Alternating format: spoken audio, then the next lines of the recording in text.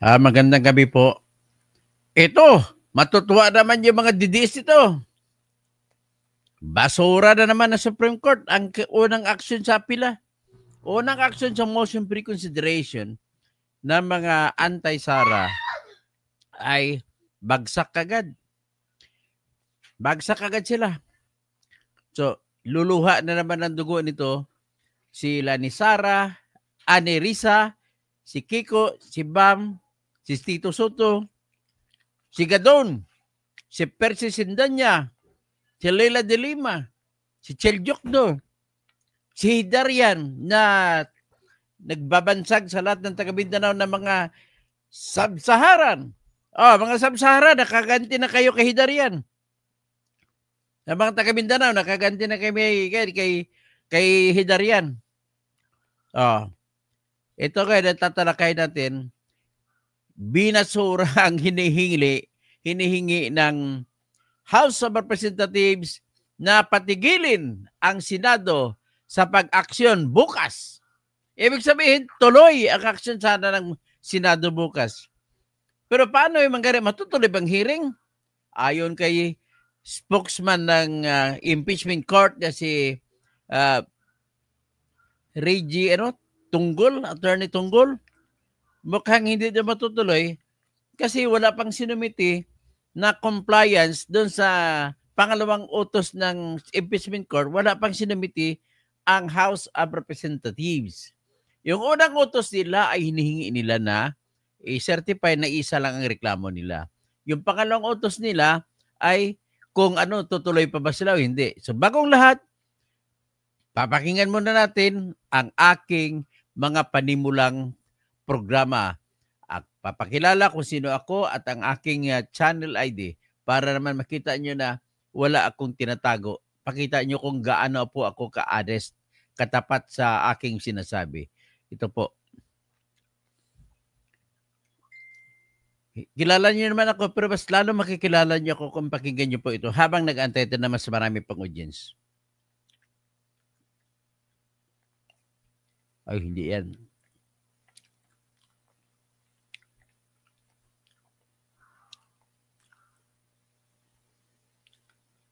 Ito po.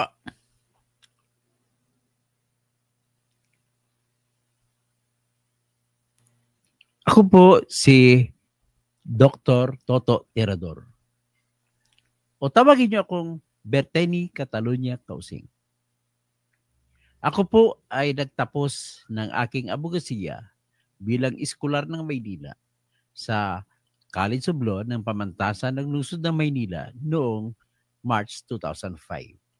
At kumuha ko ng bar exam noong September 2005 na isa sa pinakamahirap na eksaminasyon na nangyari sa bar exam history at ako'y nakapasa kagad. At siyam kaming magkaklase, 8 kami nakapasa. Isang record yan sa panahon na yon. At ako rin po ay gumraduate bilang isang consistent na full scholar sa Mindanao State University, Marawi City noong 1988 sa kursong Bachelor of Science in Civil Engineering. Kaya ako po ay lisensyadong civil engineer din. Ako po ay nagkaroon ng karanasan bilang isang editor ng People's Journal Tonight sa loob ng 15 taon. At bago niyan, nagsimula po ako sa pagiging sports writer. Pagkatapos niyan, ako ay nagtuloy sa abogasiya.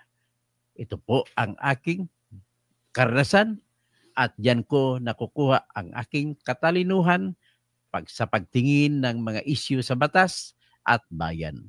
Kaya po tayo ay umiikot-ikot sa mga issue ng katarungan, katotohanan, at bayan. Kaya samahan niyo po ako sa aking programa. Ay, tika pala. Nais ko lang magiging isang honest na tao.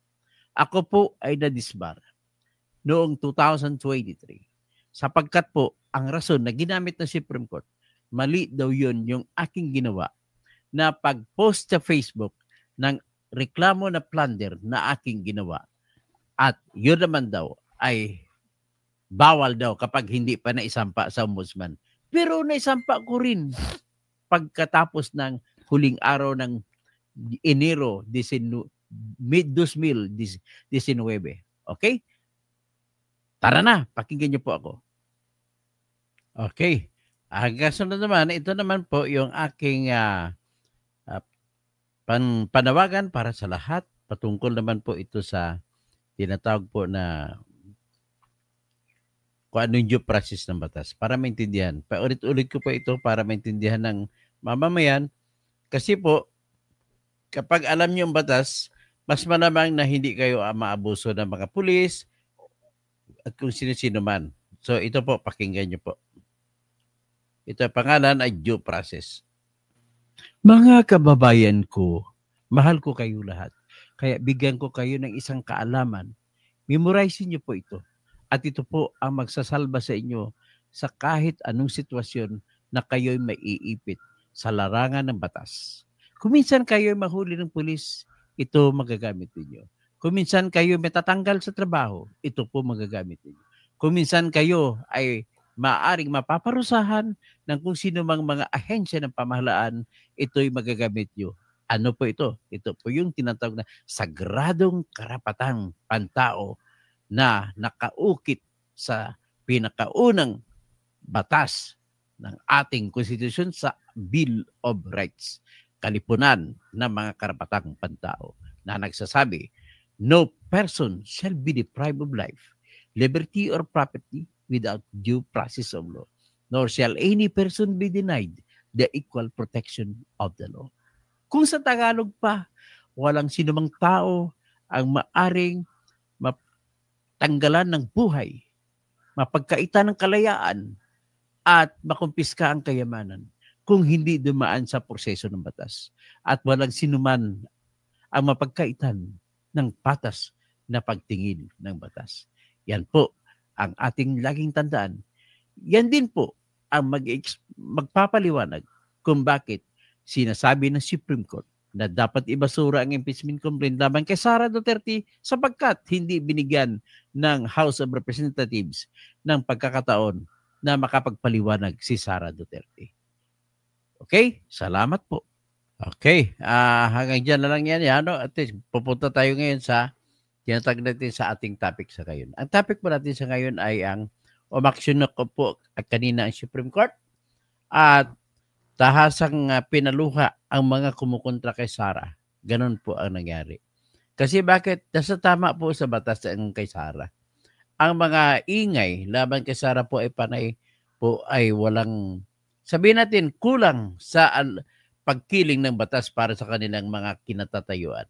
Kasi very obvious naman, makikita ninyo kung saan kumikiling ang Supreme Court. Ibig sabihin po ay mali sila. Ganun lamang po kasimple yan. At hindi nyo pwede sabihin na maka-Duterte ang mga Supreme Court gaya kay Gadon. Sapagkat ang mga Supreme Court na to, ang decision po ang sumulat ay si Noynoy Aquino mismo na presidente ang naglagay dyan. Yung isang bumuto pabor kay Sara ay yung ka-appoint pa lamang ni BBM na justice na si Justice Raul Villanueva. Ang sa akin lang ay sobra namang marahas yung mga bato nila kagaya kung anong ginawa ni Gadon.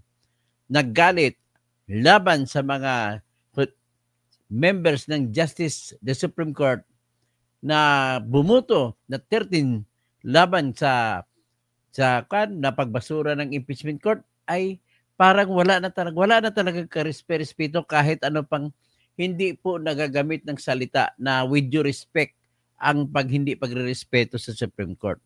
Kaya ayan po ang nangyayari, si Gadon pinapaliwanag sa kanyang salita, si Congressman Percival Sindanya pinaniwala sa kanyang pagtawag sa Supreme Court na Supreme Cuddler, imbis na Supreme Court. Si Hidarian, ganun din, na tinatawag niyang mga taga-Mindanao na Sub-Saharan. So, iyak din ngayon ito sila ni Risa, sila ni Kiko, sila ni Bam, sila ni Soto.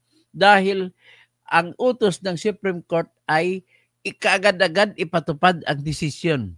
So, yan po ang problema natin. So, basahin natin yung kalatas galing po sa Supreme Court mismo. Basahin natin sabay-sabay.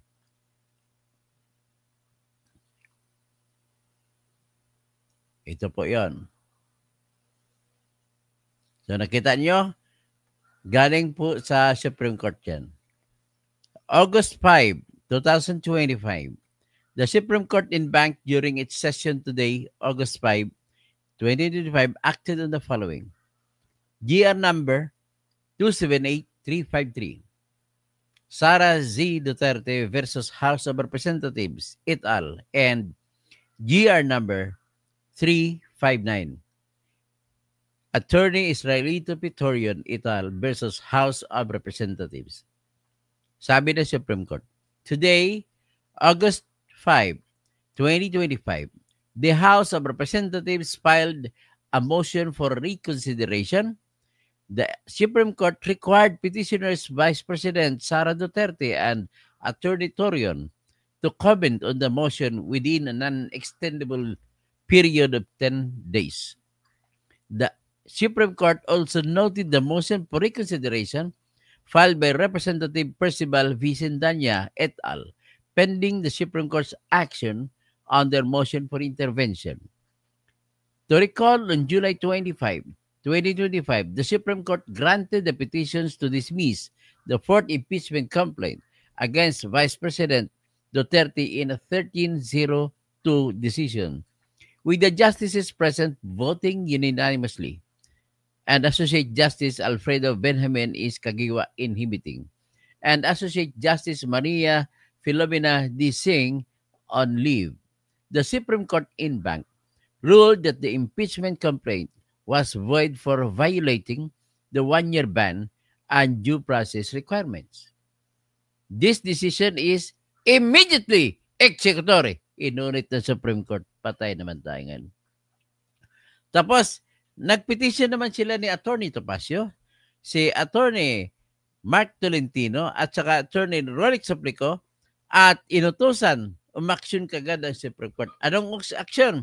Inutusan si Larry Gadon, si Richard Hidarian na tumatawag sa mga taga Mindanao na Sub-Saharan na at saka si Congressman Percival Sendanya na sumagot sa mga petition laban sa kanila sa kanilang ginagawa pambababoy sa Supreme Court.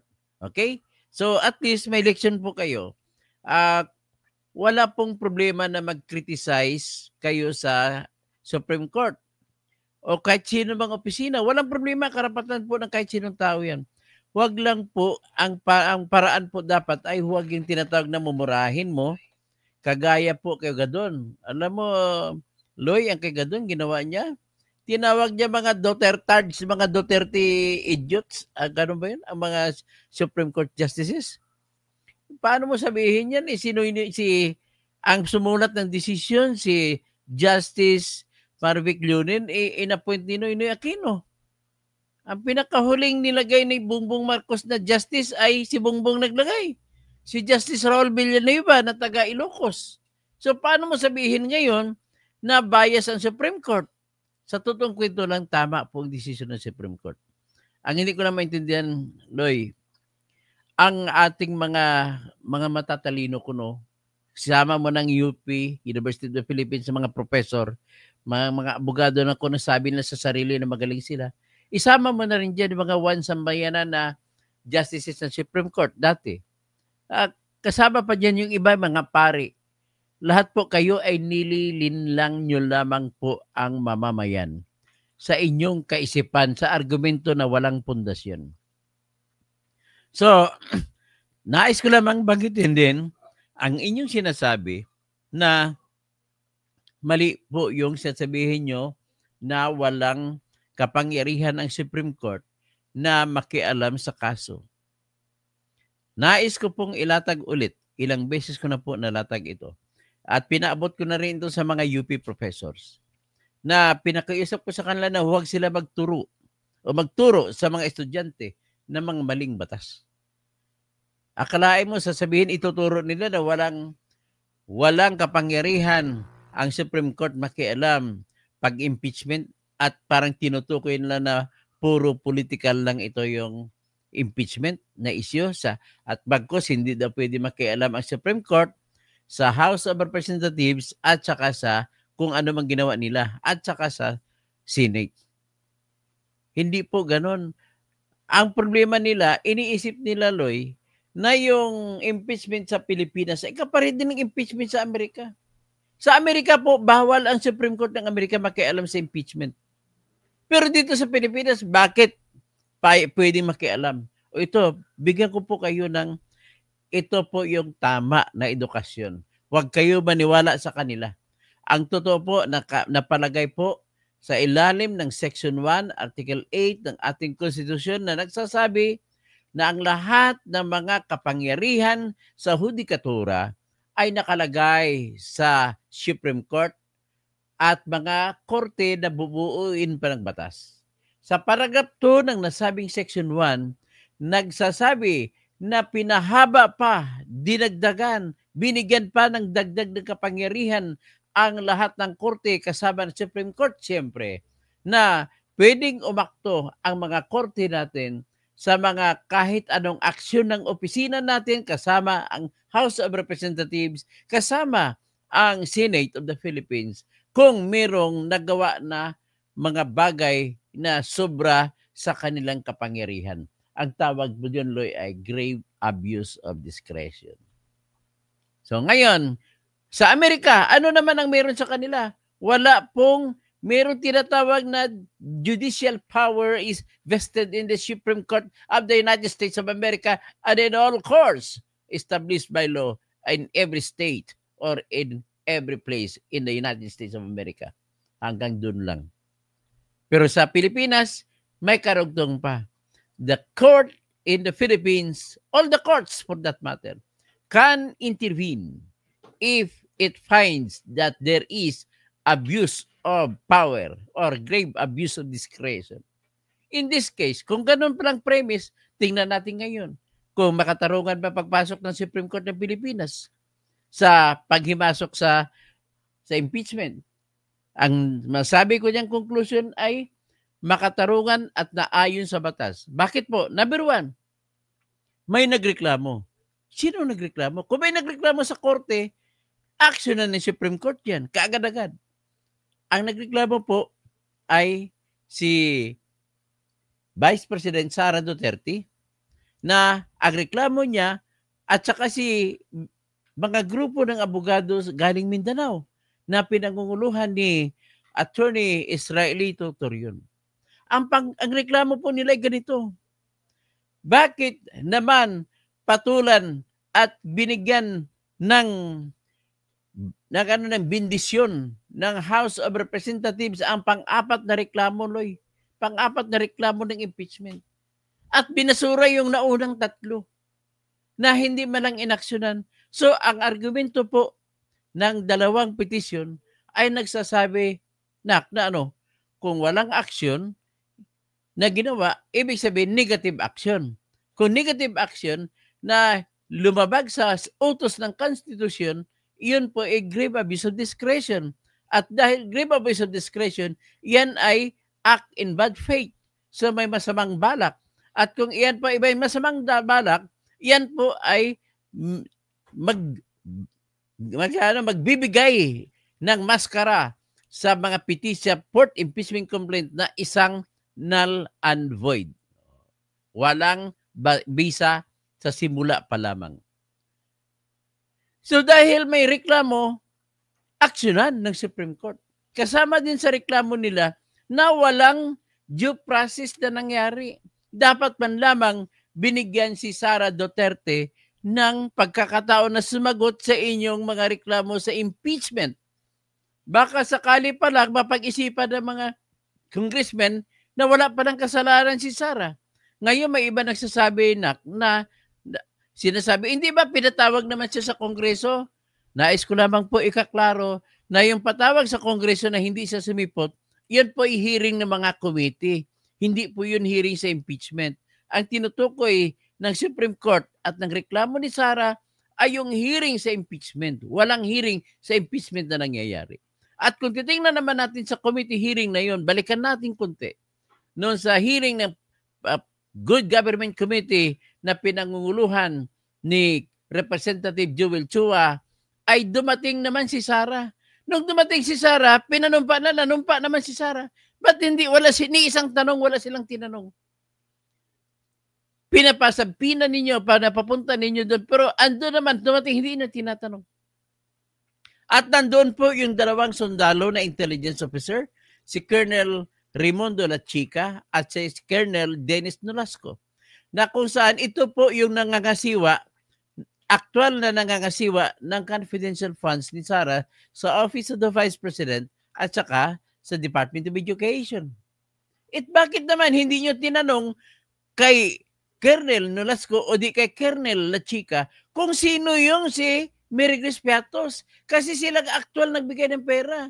Hindi naman si Sara. Ang nagbigay ng pera yung mga sundalo. So, kung marami doon, may mga McDonald's, ano mga pangalan iba? Marami pa nga, may pangalan pa ata ni Angel Locsin, kung sino-sino pa. Pero bakit hindi niyo tinanong ang colonel na intelligence officers ng Armed Forces of the Philippines na nakatalaga noon kay Sara? Kung hindi niyo tinanong, ibig sabihin po, nirespeto din niyo Jewel Chua ang confidentiality ng trabaho ng intelligence officers. Yun lamang po. So ngayon, kung hindi niyo malalaman, hindi niyo tinanong, saan ngayon napunta yung pera na tinanggap ni Mary Grace Piatos? Na ikaw, Loy, saan kaya? Ang sagot ko, ako hindi ko rin alam. Hindi ko alam. Kung hindi natin alam, kasunod na tanong, kung hindi natin alam, ano naman ang sagot ng ibang mga congressmen? Tahasang sinabi sa media, sa YouTube, na announcement nila, si Congressman Zia Adyong Alunto at si Congressman Paulo Ortega ng 1st District ng La Union, na hindi nila alam kung kanino napunta ang pera. Hanggang Grace Piatos lang sila na ang alam nila. So kung ganun pala, bakit yung sinampang reklamo? Hindi niya pala alam na binulsa ni Sara o hindi. Binigay lang ng mga sundalo doon kay Mary Grace Piatos, kay McDonald's, kung sino-sino ba mga pangalan. Yun po, tandaan ninyo, parang, kasi hindi kayo naging sundalo. Kaya hindi niyo alam ang trabaho ng confidentiality at saka intelligence information. For all you know, bibigyan ko kayo ng ideya, mga nakikinig sa akin. Paano ba, ang tanong ko sa inyo, Nak, paano nalaman ng mga SAF 44 na namatay? 44 sila namatay, marami pa ibang buhay. Paano nila nalaman na nandoon yung number 1 bomber sa buong Asia na si Marwan sa Mama Sapano? Bakit nila alam? Sige nga, kayo, tinatanong ko, paano nyo malalaman ang isang bomber na hinahanap ng pulis ay makikita kung saan? Diyan po gumagamit ng pera.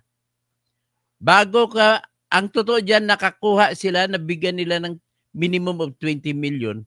Ang nagbigay niyan, si utos yan ni Noynoy Aquino. Nabigyan yung katabi mismo kasama ni Marwan. Kung saan si Marwan, kasama niya si Marwan. Binigay lang po cellphone number lang na GPS na kagad. Ganun lang ho kasimple. Ganun kasimple ang mahal po ng isang impormasyon. Paano naman nalaman ng United States of America at nagpadala sila ng 2 team ng Team 6 ng Navy SEALs doon sa Pakistan para kukunin si Bin Laden? Alam mo kapalit? Isang telephone number lang. Panoorin nyo sa video, sa YouTube, na ang title ng documentary ng YouTube na Zero Dark 30. Bakit Zero Dark 30? Panoorin nyo, i-google nyo. Kasi alas 12:30 ng gabi sila tumakbo. Kasi bakit? Tulog pa po yung mga Muslim sa ganong oras. Kaya Muslim din si Bin Laden, doon na pinasok para hindi mabalahura yung mga kapitbahay, ay tulog pa po yung mga Muslim sa Pakistan nung kinuha nila si Bin Laden. At nakalagay doon, nagbayad sila sa isang telephone number lamang para matagpuan kung saan si Bin Laden na 10 taon hinanap ng CIA.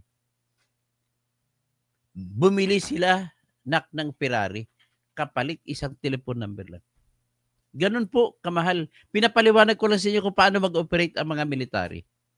Ganun din mag-operate yung mga intelligence officers sa ibang bansa. So, at least alam nyo na ngayon. So, ibig sabihin yung mga bagay na binigay ay sikreto yan. Ngayon, hindi ko naman sinasara ang pintuan na ninakaw nga ba ni Sarah yun. Pwede po mangyari. Kaya nang wala tayong ebidensya. So, ngayon, diretso tayo ngayon sa sitwasyon nito. Bakit nyo pa ipagpipilitan? Di next, mag-antay lang ka, mag-ipon muna kayo ng ebidensya at isampa ulit sa February 6, 2026, yung ayon sa sabi ng Supreme Court. At dahil binasura ito ng Supreme Court ang inyong reklamo, nakita mas malalim ang pagtingin ng Supreme Court. So, ibig sabihin po, ang inyong argumento na walang kapangyarihan ang Supreme Court ng Pilipinas na makialam ay mali. Huwag niyong turuan ang tao na mga namumutat na, anong sabi niya, na namutatik yung inyong mga bunganga sa pagsalita. Nakikinig naman ang mga tao, mga idol kayo sa YouTube. Ang dami-dami nakinig. Akala nila man ng mga ibang tao rito ay mali Supreme Court. Hindi po mali Supreme Court, with all due respect sa inyong lahat po. So sinabi ko na kanina na pwede makialam sa Supreme Court basta may pag-abuso sa Pilipinas. Pero sa Amerika, wala yan. So dito, kaya nanalo si Sarah dito. Kasi ang kanilang argumento sa motion for reconsideration ay wala kapangyarihan daw ang Supreme Court na makialam. Baliktad. Huwag niyo turuan na masamang edukasyon ng Pilipino.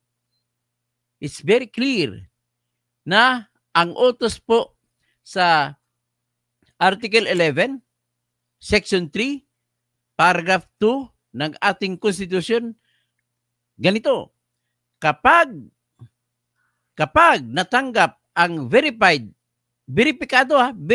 na impeachment complaint, kaagad-agad sa loob ng 10 araw na session days, ay ilagay kagad sa kalendaryo para pag-usapan sa agenda ng House of Representatives ang impeachment complaint. Nagsasabi lamang tayo ng iisang impeachment complaint.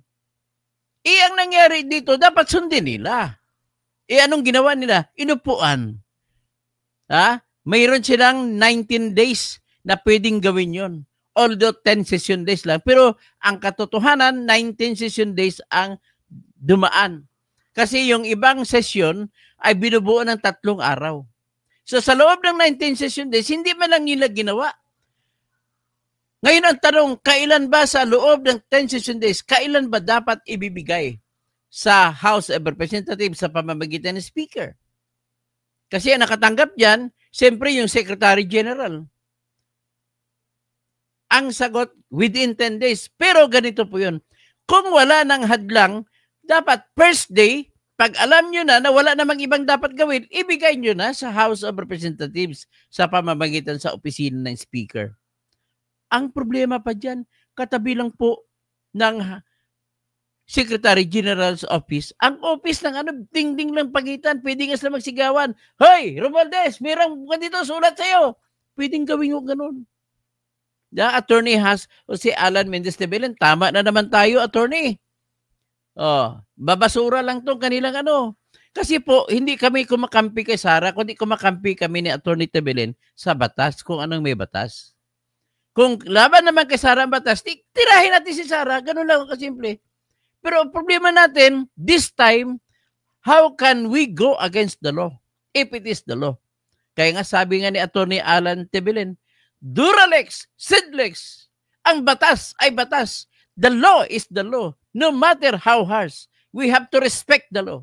Sabi man ng ibang mga panunulat ng Supreme Court sa jurisprudence, heavens may cry, heavens may fall, but the law is the law. Duralex, Sidlex. Yan po ang katotohanan. Masakit ba sa damdamin natin kung ipatupad ang batas? Wala po tayong magagawa. Kaya nga, maraming nagpaparusa dahil po maraming ayaw sa parusa. At ang parusa po ay dapat nakabase sa patas na pagtingin ng batas.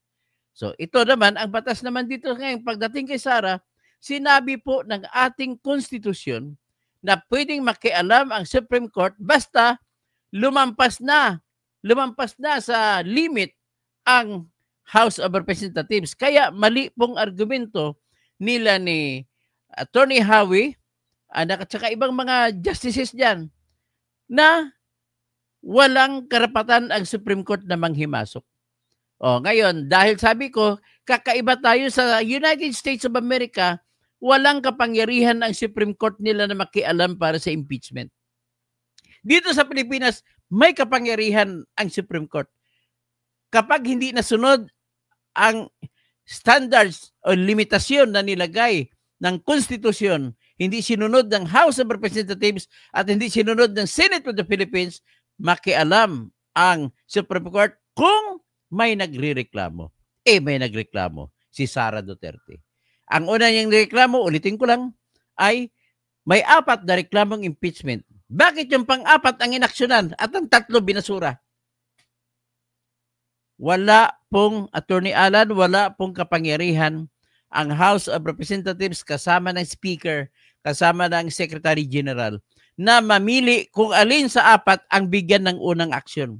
Kasi ang tanging karapatan at kapangyarihan lamang nila, Attorney Alan Tebelin, ay tanggapin ang reklamo, bubusisiin kung beripikado ba o hindi, at kung beripikado, mayroong verification na kung saan ay nagsasabi ang nagreklamo na ako ay nanunpa na handang makulong ayon sa batas. Kung ako'y mapatunayang nagsisinungaling na ganito, nabasa ko ang lahat ng salita na ginalagay dito sa aking reklamong impeachment.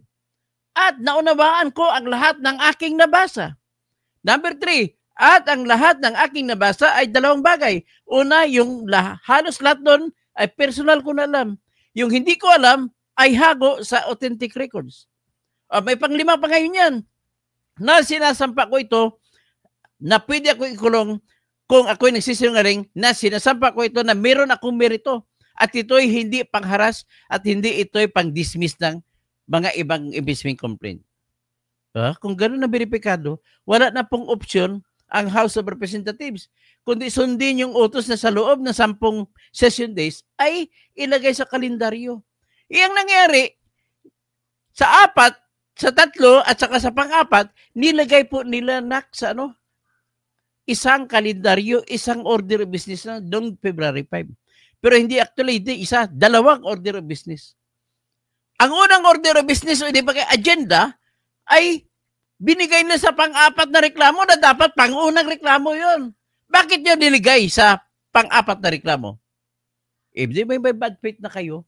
Kaya gusto nyo mangyari, sundin nyo kunwari ang Ernesto Doctrine na kapag hindi na-endorso sa proper committee, ay hindi na siya pwede makaharang sa reklamo na gusto niyang pagbibigyan. Ibig sabihin, namili po kayo kung alin ang gusto nyo. Ibig sabihin po, sino ba gumagawa ng order of business? Walang iba kundi Secretary General. Ibig sabihin, Secretary General ay may utos galing kay Tambi o Tambalos-Los na ilagay mo unang pag-usapan, yung impeachment na pang-4, yung pinirmahan ng 250 na congressmen. Nilagay. So ngayon, sabi ng Supreme Court sa decision ni Marvic Leonin na inappoint ni Noynoy Aquino, wala po kayong kapangyarihan. Wala silang kapangyarihan mamili kung anin ang unahin nila. So kung wala kayong kapangyarihan mamili kung anong unahin, ang ibang tanging paraan ninyo o basihan ay kung alin ang nauna, yun ang unang aksyonan. At tinatag na FIFO. Alam mo ibang FIFO? Hindi yung pipa na sigarilyo ha. FIFO. Ano yung FIFO? First in, first out. So kung sinong unang pumasok, iyan ang unang aksyonan. So magrereklamo naman ang pumirma sa unang complaint kung hindi nyo aksyonan. So pagpasok ng reklamo, pagkatanggap na pagkatanggap, at dahil tinanggap ninyo at bineripikan ninyo, iyan verified, ay tumatakbo na ngayon ang taripa. 10 araw na session days. At pag ma-refer na sa kalendaryo, may obligasyon na ngayon ng House na sa loob ng 3 araw ay ibigay sa proper committee. Yung ginawa nila, inuna nila, nung mag-session sila, inuna lang the order of business. Number 1, the impeachment complaint signed by 215 congressmen. Yun, inapprove nila, inapprove. At dahil naniwala sila approve na, hindi na naharangan. At pagkatapos nila nag-appoint na kung sino mga prosecutors, pinangungunahan ni Luistro, sinundan ni Acop, at kung sino-sino pa, Ay panay mga abogado de la misa, wala po yung ilalaban pagdating sa trial. Anyway, ang nangyari, pagkatapos nila ginawa ganon, ay naglagay ulit sila panibagong agenda. The same day, February 5, 2025. Okay, pag-usapan natin naman ngayon atong tatlong reklamo na unang sinampa noong December 2, 2024, December 4, 2024, December 19, 2024, at minubog ko po na itong tatlong reklamo ay i-archive. Ano? Granted, sabi naman ni Tambaluslos, any objection? There being none, hearing none, the motion is hereby approved. Pak! Oh, wala. Dismissed ang tatlong reklamo. Pagkatapos yun, dahil doon, nakita yan lahat ng Supreme Court. Talagang tahasang binanggit ng Supreme Court na wala kayong karapatan mamili sa apat na reklamo kung alin ang unahin nyo. Kung wala kayong karapatan at nagsasabi bawat pagsampa pa lang ng isang petition ay nakakuha na kagad ng karapatan na aksyonan. So, ibig sabihin, kung alin ang naunang natanggap, yun ang may unang karapatan maaksyonan. Ang pangalawang tinanggap, may pangalawang karapatan na aksyonan. Ang pangatlo ay yung third complaint, pangatlo din may bibigyan ng aksyon. Ang problema, pang-apat ang binigyan ng aksyon. Kaya doon kayo tinali ng Supreme Court. Ngayon mag-argumento kayo. Ang argumento ninyo sa inyong motion for reconsideration ay pigilan ang Senate na umaksyon na ibasura ang reklamong impeachment. Ano sagot ng Supreme Court kanina? Wali. Anong ginawa ng Supreme Court? Imbis na ganon, mas lalo pang silang inasar. Bakit sinabi ng Supreme Court? The decision is immediately executory. So, see how foolishness can make injustice win? Kung tinatawag niyo man injustice ang panalo ni Sarah? It's all up to you. Sa inyo nagsimula ang lahat ng kamalian. So, nadamay patuloy itong dinadarasal ni Kiko. Tawagin na lang natin kasi paborito ko ngayon si Isko eh. Si Okek. Sino si Okek? Si Kiko Pangilinan. Sino pa? Si Mab. Sino si Mab? Si Bam Aquino. Si Azer. Sino si Azer? Si Risa Hontiveros. Si Otet. Sino si Otet? Si Tito Soto. Iyak sila ngayon kasama si Gadon. Kasi si Gadon naman ay inutusan na sumagot. Ay, Gadon! Attorney Gadon! Kaklase ka ni Attorney Bautista na kaibigan ko. Ay naman. Ba't hindi ka? Anyway, pareho naman tayong disbarred. Huwag ka pag-alala. Sabi naman na mayabang naman yan si Attorney Gadon. Siya mayaman naman siya. Hindi na niya kailangan maging abogado pa. Pero dito ngayon, bibigyan ka ngayon ng multa ng Supreme Court. Tinawag mo ba naman ang lahat ng justice sa mga Dutertards? Para kang nagre-red tagging dyan eh. Tinawag mo mga si Franz Castro na NPA. Parang ganun lang yun. Walang pinag-iba dyan. Ganun din si Percival Sindanya. Tinawag niyang Supreme Court na Supreme Cuddler. Supreme Cuddler, yung ano tag dito? Protection. Nagbibigay protection sa mga kaiksara daw. Ang problema po sa inyo, pati kasama pala dyan si Richard Bright Boy Whiteman Hidarian na tumawag sa aming mga taga-Mindanao na mga taga-Sub-Saharan kami. Sino pa? Siyempre kasama si Leila de Lima, umiyak. Kasama, lahat kayo umiyak. So ngayon, magdasal na lang kayo sa 20 na senators kasi kalaban naman nila ni Aserian, kalaban ni Utit, kalaban ni Okek, kalaban ni Mab, sila bibuto ng patuloy impeachment. Yung 20 siguro, bubuto na. Tapusin na yan kasi istorbo lang yan. Alam naman, nag-utos pa ulit. Lalo pa, nag-utos ulit ang Supreme Court. Immediately executory. So ano magagawa? Makukontempt? Gusto mo ipakontempt mo sila ni Jesus Cordero? Takot yun sila makontempt. Hindi, ayaw nila. Matapang lang kasi si Sindanya, Congressman, at saka si Richard Hidarian. Saludo ako sa inyo sa tapang ninyo. Pati si Larry Gadon. Saludo rin ako sa tapang mo, Larry Gadon. Bakit po? Yan po ang totoong tao kung magkipaglaban. Kahit pa sila ay sisilutan. Ay, si Bisaya pa lang. Paparusahan. Ay, ipaglaban ko pa rin. O, di ba? Kagaya ng isang nasuspindi ng Supreme Court, pinaglaban ko ang client ko na minumura ng kanyang kalabang dating asawa na nagpakasal sa kanya na pangalawang asawa na pala siya. Yun ang una nagpakasuspindi sa akin. Pero hindi po mahalaga yan. Importante, kahit man bumagsak ka sa karera mo, what is important is you did your best. Kaya pagkatapos niyan mahulog ka, kaya ako nung natanggalan ako lisensya, kumanta na lang po ako. Anong kanta ko? I did my best, but I guess my best wasn't good enough. Because we are back where we were before. Just once. Yan, di ba? Can we figure out that we keep going wrong? Oh, yun. Ganun ang nangyari sa akin. Naging just once ako.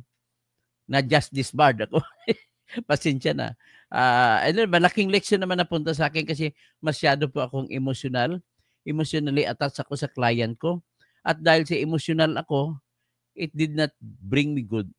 Natutunan ko na rin na irindahan ang sarili ko pag emosyon. Pag galit ako, dati, magalit ako, konting kakat ng sa harap ko, gagalit na ako, nagmamaneho ako. Hindi na ngayon. Hindi na ako nagagalit ngayon. Pastor Rodi Rabi. Oh, yan lamang po ang aking mensahe dito. Umiiyak na po ngayon ang mga kalaban ni Sarah.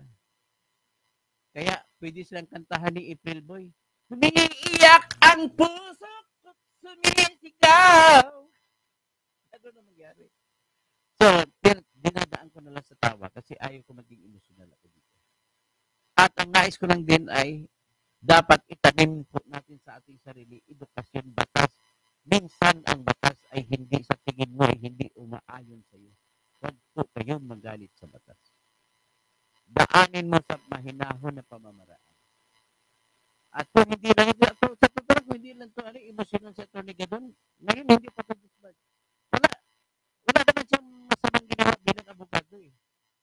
Ang masamang ginagawa ng abogado yung lalaki ka ng agaw ka ng asawa ng iba, o babae ka, nakipag-boyfriend ka pa sa may asawa, o di kaya, abogado ka, tinago mo yung pera ng kliyente mo, yun po mga kasalanan karamihan ng abogado. O di kaya, ikaw ay pinagkatiwala sa iyo yung mga titulo ng kliyente mo, ginawan mo na magic kasi ikaw may notaryo, at kunwari, binenta sa iyo, ayun. Yan po ang mga usual na kasalanan na masama sa mga abogado. Sa akin, out of the work ito, official work. Okay? So ngayon, magtatawag na lang ako ng bati na lang ating gabi sa mamayang gabi sila. Tama po ang ipaglaban ng Supreme Court. O, sabi ni Attorney Jose Alan Mendez Tevilin. Tomas Isplana, Attorney, wala kang audio? Imposible naman, may audio naman ata ako. O, kasi iba, wala naman na magreklamo. Baka po yung sound system mo po, ang inang problema.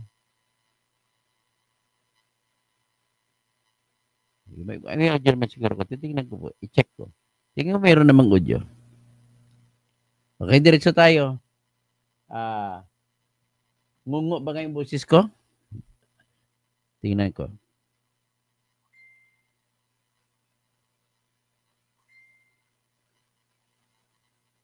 Tingnan natin.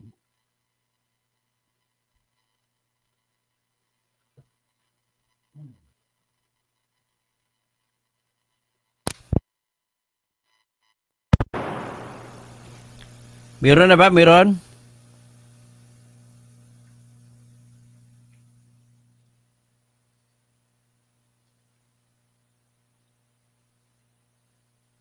Tingnan natin.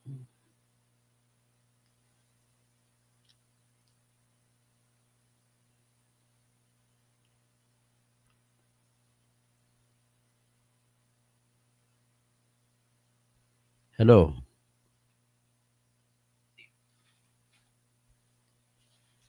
Hello, may boses naman, no? Hello. Oh, maganda naman, may boses naman. Siguro lang medyo interference. So anyway, magandang gabi po sa lahat. Si Jocelyn Dahan. Di na ba maintindihan? Pero maintindihan na po siguro ngayon. Thomas, tapos si Gregorio Babaran, Sapol, Regine Ford, Normita Torla, Merly Victoria, more than 3 years in the making for the impeachment of BP finally rejected due to unconstitutional. Sila na po magsumira sa kanilang reklamo eh. Yan ang problema nila. Huwag nila sisihin sa Supreme Court. Hindi sila sumusunod sa batas kung paano magsampa ng reklamo. Si user 6570 meron na, okay na, it's good now. So, naku, pangit naman. Bakit kanina hindi ba maintindihan yung aking naasar ako? So, sayang. Tingnan natin.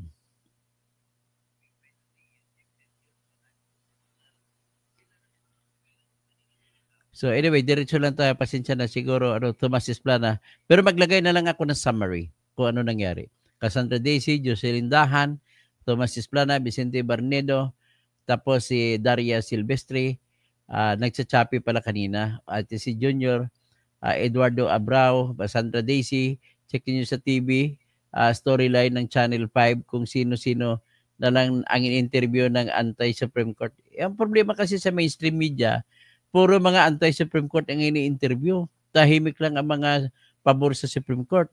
Nuclear Reactor Reacts, Gregorio Babaran, Red Hearing, Vicente Barnedo, Sir Ngungu, ang boses Ngungu, the kanina Esplana, Gregorio Babaran, buti naintindihan na Atty. Tebelen, Ngungu pala boses ko, Tomas Esplana, Mary Narvasa Suzuki, ganda ng kanta mo, doktor, pero kahit nawalan ka ng titulo, pero mas matalino ka pa sa mga ibang abogado. Grace Lumantad, nako sir, naging ngungu ka. Ngungu, diba? Okay, Nuclear Reactor Reacts, so Boytek Ing, tapos si Cassandra Daisy, tapos depressed na mga angkor sa TV. Ang problema kasi sa kanila, naniniwala sila na silang tama. Lerma Jacinto, dapat po talaga tapusin ang impeachment case na yan o paano lang istorbo sa bayan ito. Rodrigo Gatos, ano po ibig sabihin sagutin BP motion ni Tamba? Ay, pinasagot lang sila ni BP. Pero yung hiling nila na pigilan ang Senate na anong action bukas ay binasura. At bagkus sa kabila ng lahat, sinabi pa ng Supreme Court na immediately executory. Sabi niya Nuclear Reactor Rights, karaoke nights, magkaraoke tayo. Kung magkatabi ko lang kayo, magkaraoke tayo eh. Gregory Babaran, kahit dismiss yan, impeachment, pagkurap ng mata natin, si Bongbong pa rin ang presidente. Tama man ka. Aurelia Kalimag, Ray, Jose, Mag, People, Power, kayo na lang ni Mike Abe at si Enzo. Wag naman nyo awayin si Kainso, kaibigan ko yun. Nuclear Reactor React, Sigadon, namantikaan na ng talino, Talyano Gold. So, Jaime Cuno, tama po kayo, attorney, dapat tanggapin nila ang hatol ng kataas-taasang hukuman. Paing Salot, Kalikot, Idol Engineer, Doc, bungo mo lang ang makintab. Ang doon ba? Wala tayong magagawa eh. Kalbo tayo eh. Lolo ko kalbo eh. Chinese na kalbo. Cassandra Daisy, dasal tayo bukas. Na-dismiss na ang impeachment sa Senate. Okay.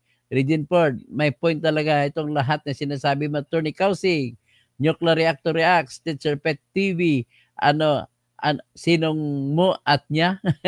Nuclear Reactor Reacts, impeach mo po ang isip para, paano mo ma-impeach ang Supreme Court? I-impeach si Tambaluslos, pwede yun kasi marami siyang hawak na congressman. Sabi ni Al Arunstil Yacuna, wala ka rin galang kalbo, tawagin mo ang tao na Tambaluslos. Okay lang yan, tinawag nyo naman akong kalbo di ba? Okay lang yan. Tatul, yun naman pangalan niya talaga eh. At natatanggap ka ng license natanggal ang license dahil sa Tambaluslos ka rin na kalbo. Okay, I love it. Al Arunstil Yacuna, Sandra Daisy Gregorio, 900 billion ang nagastos.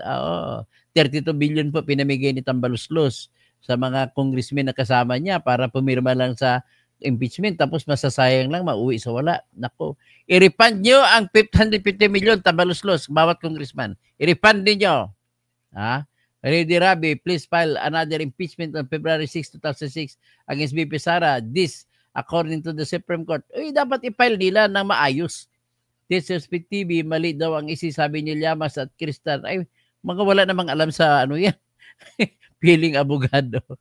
Tapos Cassandra Daisy, Senator Gatchalian, said na basahin ang opinion ni Attorney Ernesto Francisco dahil some faces ang mga nagsasalita. Ano ba ganun ba? Anyway, napakinggan ko pong sinabi ni Attorney Francisco. Nuclear reactor reacts. Midnight number, impeachable officers and justices. Bahala na kayo kung impeach ninyo, pero sigurado ko mananaig ang Supreme Court justices. Maria Victoria Sanchez, enjoyed watching your vlog every day, sir. Toto, very informative, especially about BP Sara's impeachment case. Talaga pong tulong-tulong na sila pabagsakin na Duterte. Yan nga mangyari. Cassandra Daisy, pati si Attorney Ernesto Francisco ay nag-post na sa Facebook, pati ang win case niya ay misleading ang paggamit ng nitambi. Oo, nagagalit sa Attorney Ernesto Francisco. Misleading ginagamit. Ni LTZ, Midnight, Katoto, AC, nag-decision ba na immune sila? Hindi naman. Ay, lahat naman ng Supreme Court Justice immune from suit sila habang sila ay Supreme Court Justices. Si Pastor Rodi Rabi, si Gregorio Babaran, kaya nga nilustay ang tawag ni. O si Alan Tebelen. Amen, tama. Tama po. Tama ka, Dr. Toto. Sabi niya, SN, Attorney, if ever matuloy din ang impeachment, may may scenario ba na matawag ulit ang COA? Ay, hindi na nga matuloy. Wala, mahirapan po kasi naglabas na po ang COA. Pero pwede pa tawagin. At ipaliwanag sa COA, bakit nagbigay sila ng report na walang problema si Sara sa pundo. Yun, sa kabila ng lahat na may hearing, may Merigris Piatos, pinalabas ng statement, nagpalabas ng statement ng COA na wala daw problema ang pundo ni Sara Duterte.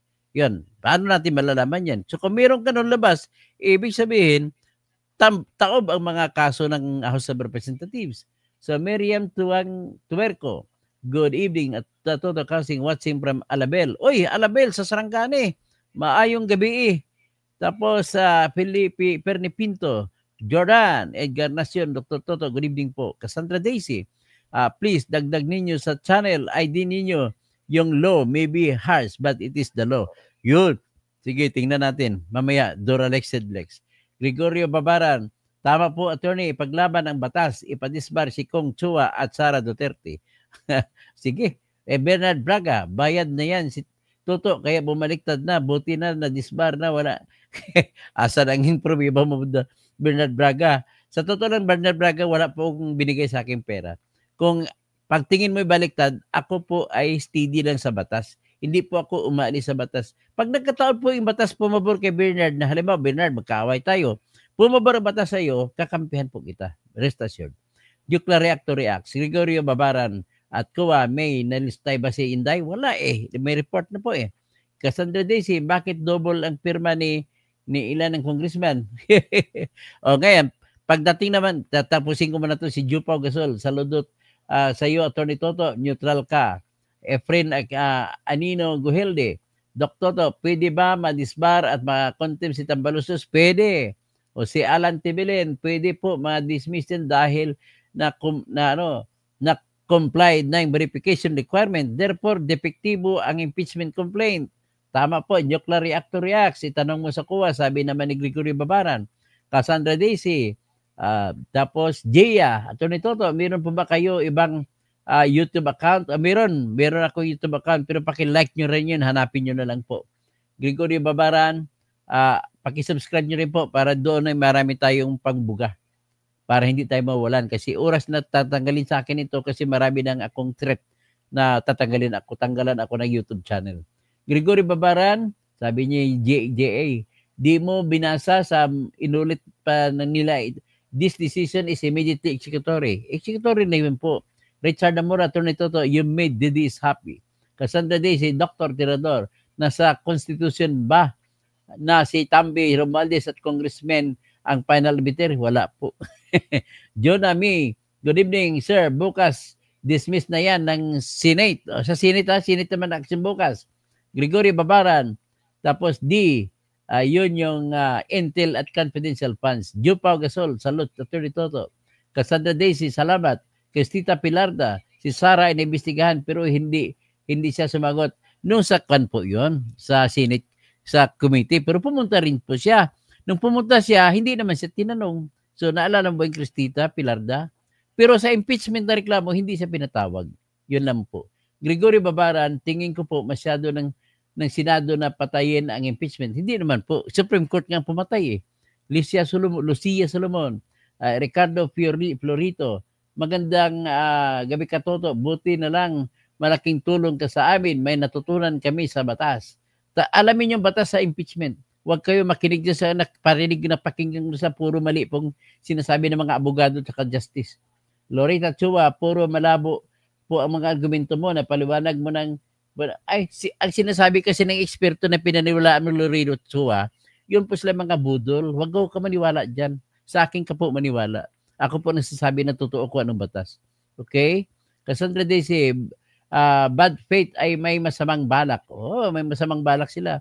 Cristita Pilarda, why is it you said abuse the power? May nag-abuso kasi hindi na sinunod ang 10 araw at 3 araw na i-refer sa Committee on Justice. Hindi ginawa na, hindi na i-refer. At saka hindi rin nila binigyan ng pagkakataon na sumagot si Sara magpaliwanag bakit hindi siya impeach. Si Nuclear Reactor Reacts, Gregorio Babaran, magaling kaya sumagot si Inday Lustay, hindi tulad ng House, puro paiwas. Tama, magaling kasi Sara sumagot. Doon po binabaliw na si Tamba sa kanyang ambisyon na maging presidente. Wala na yan, tapos ng pangarap ni Tambaluslos. Gregorio Babaran, breaking news, inutusan ng isi ang kampo ni Inday Lustay para sagutin. Wala lang yan, para sagot. Simple lang po yan. Kumbaga wala po sa lahat ng abogado yung pagpasagot. Madali lang sumagot. Kahit ako sasagot yan, madali lang yan. So, Nuclear Reactor Reacts, Gregorio Babaran, pwede ba naman mag-convene kung balik ta rin ng desisyon? JJ Rem, naimbang karibim sa inyo mga kamsat ko. Lorito Chua, sabi ni Lirton, marahil totoong nabayaran ang 13. Hindi po. Paano mo babayaran? Babayaran mo ba yung kakampi ni BBM na si Justice Raul Villanueva? Bumoto pabor kay Sara? Babayaran ba yan si Justice Lune na sumulat ng desisyon na inappoint ni Noynoy Aquino? Kaya Lorito Chua, mag-ingat po kayo ng inyong akusasyon. Kapag ang inakusa mo ay medyo mahirap, magdili-dili ka muna. Huwag ka magpaniwala sa mga kwento nila. Cristita Pilarda, impeachable ang Supreme Court. Bakit sila protect? Ay siyempre, korte po sila kahit impeachable sila, Cristita. Ganon talaga trabaho nila yan. Hindi natin sila mabawalan sa kanilang trabaho po. Okay? O si Alan Medestebelen, pwede naman mag-comment at question ng decision ng Supreme Court. Pero kailangan siguraduhin mo, tama naman ang pagtanong mo. Tama naman pag-deliver mo. So Eduardo Mahusay, so Gregorio Babaran, tapos si Vicente Barnido, Loretta Chua, sino pa? Si Regine Ford, Rico Dalangpan Recoleto. Good eve. Kamatis Analysis Unit. Sir, kumusta po? Tapos Lisa Tanaka, Nuclear Reactor Reacts. Si Lisa Tanaka, si Danilo Pacudan Jr., Gregorio Babaran, Wang Buko, pinapasagot mga after 10 days. Iisa naka, okay, Gelly Ramirez, Mary Grace, Eileen Barredo, Lisa Tanaka, Maria, Nuclear Reactor Reacts, Dennis Baruna, no, manluko ang magmasama. Ay, hindi ko maintindihan po ibig niyo sabihin. Sorry po. Ray Jose, kampihan nyo, taong bayan. Bakit taong bayan? Taong bayan naman kami na kumakampi sa tama sa batas. Huwag ka magsabi na Ray Jose na kayo lang taong bayan. Maraming taong bayan dito na nakikinig sa akin. No? Hindi lang po ikaw. Prime Sobrano, Sambahon, tontuwa ka naman. Siyempre, tontuwa ko kasi nanaig ang Katarungan. Bakit ako maliiyak? Kasi Katarungan nanaig. The Nuclear Reactor Reacts. Ray Jose, ayaw namin. Walang ebidensya. Big Relator. Kaya pala na-disbar. Si Kausing dahil walang modo. Okay lang yan, na-disbar ako. Walang problema. Sinabi ko naman dahilan na dahil nag-post ako sa Facebook Nuclear Reactor Reacts. Ray Jose, People's Power. Kung hindi ma-impeach si Sara, Nuclear Reactor Reacts. Sino pa? Jake Nock. Tinatakot nila Supreme Court. Ganoon po, ang ibig sabihin ay si TC Jr., Jocelyn Dahan, okay na po. Merly Victoria, Tomas Esplana, Rodi Rabi, Jocelyn Dahan, tapos Gilly Ramirez, sino pa? Jess Puntillas, Tapos, sino pa? Si Nuclear Reactor Reacts ulit. Si Junior. Sa Vicente Barnedo. Dynamic Force. Natauhan ka na, engineer? Wala, hindi pa ako natauhan. Kay dati na ako natauhan. Natauhan ako sa mga kasinungalingan nila. Dynamic Force. Buti naman, nagising ka na, Toto. Bakit ano ibig sabihin na nagising? Dynamic Force. Kung ano man ibig sabihin, hindi ko po maintindihan. Kasi ako po, na Dynamic Force, lagi lang po kumakampi kung anong batas. I don't mind kung sino kinakampihan ng batas. Manifort, good evening, Diha, Dr. Kausing, di ba? Obvious na gusto ni Tambaluslos na mag-allied sila ni BBM. O tama nga naman, obvious yan. Very, very obvious. Nuclear Reactor Reacts. Gregorio Babaran, Margie Gonzales, wag na po kalimutan ang like. Mag-like naman kayo po. Yan lang ang bagay, yan ang inspirasyon ko po. January 17, Boss Toto. Shout out, watching from Lawag. Lawak States. Lawak States from Pangasinan. Solid North, Luzon. O yan, mga taga Pangasinan na mga fans ko dyan. Masantos Yalabe. Si Jose Alan Mendez de Belen. Okay, sir. Llamas, walang alam. Maglalamas na lang yan. Paing Salot Kalikot. Tapos sabi niya Kikong Pichay. BBS Las Vegas. Julia Lawagan, Lorenzo Benita, Mirna Galira, Alvin Hernandez, Jus A, Cassandra Daisy, Bodrodin Andan. Tapos Rolando Gurzal. Sino pa? Hanggang dyan lang muna siguro. Umabot sa Bisayang Lawagan. Laagan. Laagan, mag-gay ka. Rudy Barcinas, Jose Fermin Gamuya Moleza, Helen Baguio, BBS Las Vegas, naimbaga rabi mga kabsat ko, kada kayo amin, mga kabalin, mayat bengi sa mga Bicolano na mga subscribers ko, maray na banggi. Sa mga taga Surigao, Maradyaw ka duyom, sa mga Karaya, mayad-ayad ka gabi, kaninyong tanan. Sa mga Ilonggo, maayong gabi, sa Buholano, madyong gabi, sa lalo na dyan sa Talibon, kung saan naman pamilya ng asawa ko ay nandun. Raymond Lagidaw, Versatile Matt. Okay, maraming salamat po at lumampas sa isang oras na tayo.